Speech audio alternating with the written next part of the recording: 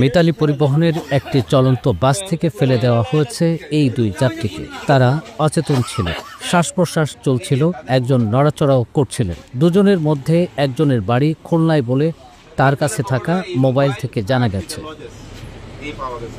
ঘটনাস্থল হবিগঞ্জের বাহুবলের ঢাকা সিলেট মহাসড়কের মিরপুর বাজার।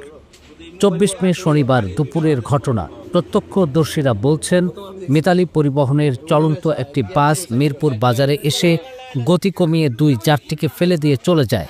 তারপর স্থানীয়রা সেখানে ছুটে যান। তাদের পরিচয় জানার চেষ্টা করেন তারা।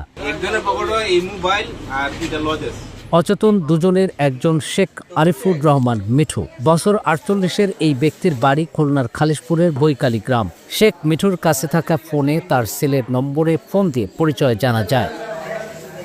শেখ মিঠু ও তার সঙ্গে অজ্ঞান অন্য ব্যক্তিকে হাসপাতালে নেওয়া হয়েছে। চিকিৎসকরা বলছেন, খাদ্যের সঙ্গে চেতনানাশক মিশিয়ে তাদের খাইয়ে অজ্ঞান করা হয়েছে।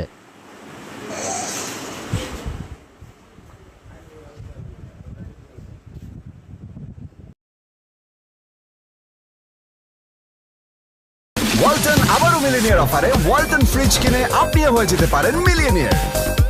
মিলিনিয়ার ছড়াছড়ি দেশ জুড়ে, এটা শুধু ওয়ালটনই পারে।